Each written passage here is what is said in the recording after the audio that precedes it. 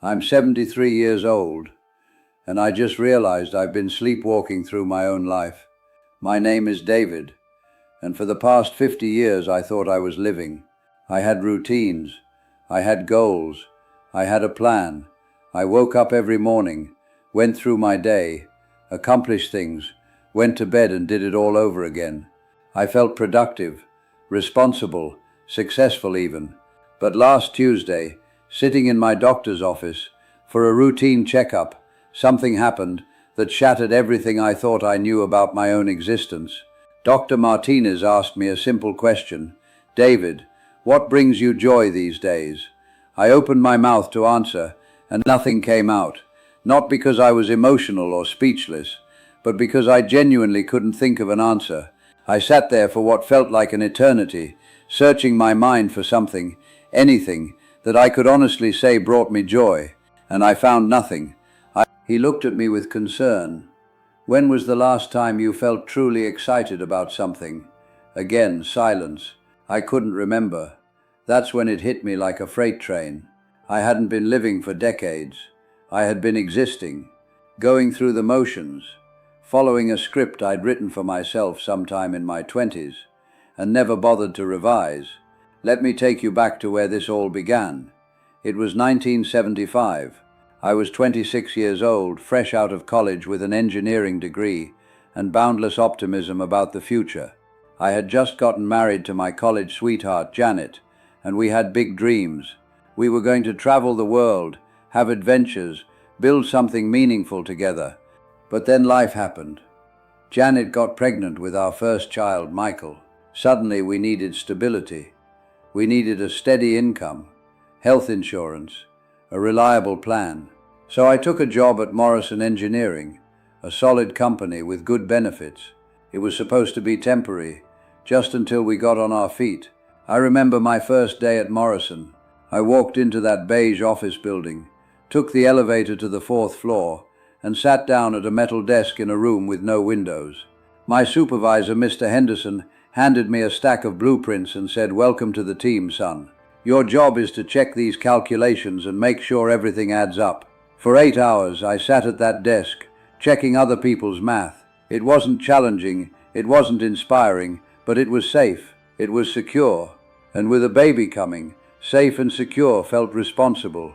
But here's what I didn't realize. That first day became my template for the next 40 years. Every morning I'd wake up at 6:15 a.m., shower, shave, eat the same breakfast, 2 pieces of toast and coffee, drive the same route to work, listening to the same radio station, sit at my desk, which changed locations over the years, but was always essentially the same desk, check calculations, attend meetings, eat lunch at 12:30, work until 5 o'clock, drive home, eat dinner, watch TV, go to bed by 10:30, and start all over again. Weekends were slightly different, but followed their own rigid pattern. Saturday, grocery shopping in the morning, yard work in the afternoon, dinner out at the same restaurant we'd been going to for years. Sunday, church, more out of habit than faith, family dinner, preparing for the week ahead. I thought this was what being an adult meant. I thought this was responsibility. I thought this was life. For 40 years I followed this script religiously. I got promotions, senior engineer, project manager, department head. My salary increased steadily. We bought a bigger house, then an even bigger one. We had 2 more children, Sarah and Tommy. I provided for my family, saved for retirement, paid the mortgage, maintained the house, kept the car running. On paper I was succeeding at life, but I wasn't living it. Here's what I missed while I was busy being responsible. Michael's first steps happened on a Saturday afternoon while I was edging the lawn. Janet called me over, excited, but I told her to wait. I was almost finished with the front yard. By the time I came inside, he was tired, and the moment was gone. Sarah's first day of school, I was in a budget meeting that ran late. Janet took pictures, but I wasn't in any of them.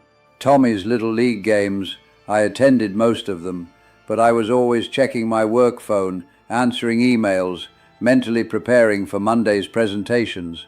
My father's 70th birthday party, I almost skipped it because I had a project deadline.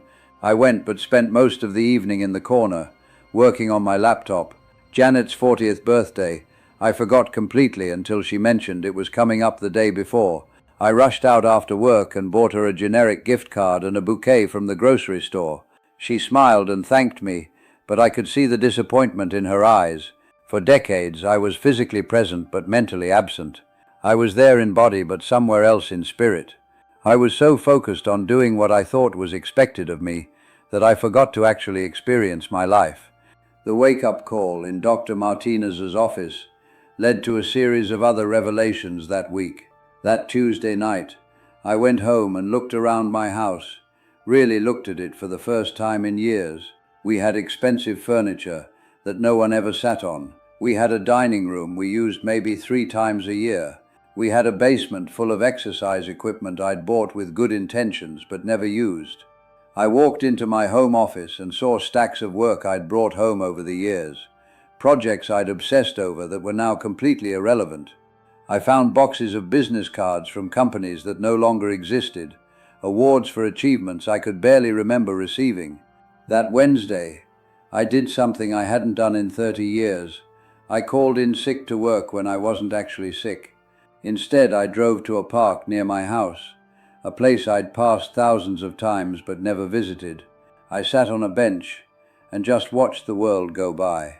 Mothers pushing strollers, old men playing chess, teenagers laughing about something on their phones, dogs chasing frisbees, people living. And I realized I couldn't remember the last time I had just sat somewhere without an agenda, without a purpose, without checking my phone every 5 minutes. I couldn't remember the last time I had watched a sunset without thinking about what I needed to do the next day. That Thursday I had lunch with my oldest son, Michael. He's 47 now, married with kids of his own. We've had lunch together maybe a dozen times in the past decade. Always brief, always focused on logistics. How's work? How are the kids? Everything fine, see you later. But this time, I asked him different questions. I asked him what he was passionate about, what kept him up at night, excited about tomorrow, what his dreams were for his children, what he wished he could change about his life. And for the first time in years, we had a real conversation. He told me he'd always wanted to write a novel, but never felt like he had permission to try. He told me he sometimes felt trapped in his own routine, just like I had been. He told me he loved his job as a teacher, but worried he wasn't making enough money to give his kids the life they deserved. It was like meeting my son for the first time as an adult. Here was this thoughtful, complex, interesting person, and I had almost missed knowing him because I was too busy being busy. That Friday I went into work and asked to meet with my manager. I told him I was going to retire earlier than planned, not because I was sick or because I had to, but because I finally understood that there were things I wanted to do while I still had time to do them. He was shocked. He offered me more money, flexible hours, better benefits. He couldn't understand why I would want to leave when I was so close to the pinnacle of my career. But that was exactly the point. I had spent 40 years climbing a ladder, and I suddenly realized I didn't care where it led. I just wanted to stop climbing and start living. The transition wasn't easy. For the first few months of retirement, I felt lost. I didn't know who I was without my job title, my routine, my clearly defined role in the world. I had spent so many years being a provider, an employee, a responsible adult, that I had forgotten who David was underneath all those roles. But slowly I started to remember. I remembered that I used to love photography. I bought a camera, not an expensive one, just a simple digital camera, and started taking pictures of ordinary things, the way light fell across our kitchen table in the morning, the expression on Janet's face when she was reading, the patterns frost made on our car windshield. I remembered that I used to enjoy cooking, not just grilling burgers on weekends, but really cooking, trying new recipes, experimenting with flavors, making something from nothing. I started spending time in the kitchen, not as a chore but as a creative outlet. I remembered that I used to love learning for the sake of learning, not because it would help my career or impress someone. I started reading again, not business books or self-improvement guides, but novels, history, poetry, anything that caught my interest. Most importantly, I started paying attention, really paying attention, to conversations with Janet, to phone calls with my children, to the changing seasons, to my own thoughts and feelings. And here's what I discovered. Life is infinitely more interesting when you're actually present for it. Janet and I started taking walks together in the evenings. Not power walks for exercise, but slow, meandering walks where we could actually talk. After 47 years of marriage, I'm still learning new things about her. Her thoughts about books she's reading, her memories from childhood that she's never shared, her dreams for how she wants to spend these next years. I started spending real time with my grandchildren, not just showing up for birthdays and holidays, but getting down on the floor and playing with them, listening to their stories, being curious about their world. They're endlessly fascinating when you give them your full attention. Last month, my grandson Alex, who's 7, asked me why the sky is blue. Instead of giving him a quick scientific answer, I said, I don't know. Let's find out together. We spent the afternoon researching light waves and atmospheric particles, conducting little experiments with prisms and flashlights. It was one of the best days I'd had in years. I'm not telling you this story to make you feel sorry for me or to suggest that working hard is wrong. Work can be meaningful and fulfilling. Providing for your family is important. Having routines and goals isn't inherently bad. I'm telling you this because I want you to understand the difference between living deliberately and living on autopilot. I want you to recognize the warning signs before you spend 50 years sleepwalking through your own life. Here are the signs I missed. When someone asked what brought me joy, I couldn't answer. When my phone broke, I felt panic instead of relief. When I had free time, I felt anxious instead of excited.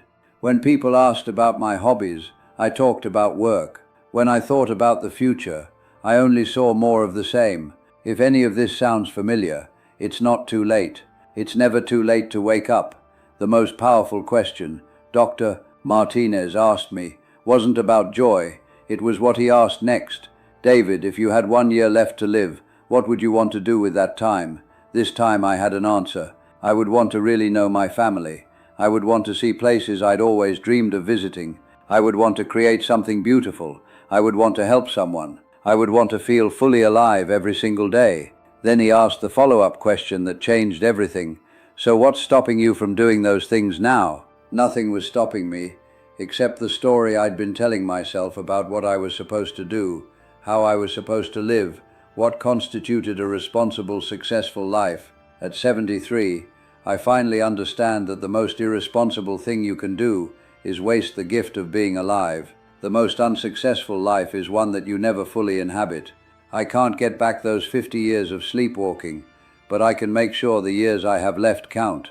And if sharing my story helps even one person wake up sooner than I did, then maybe my decades of autopilot weren't completely wasted after all. The alarm clock is ringing.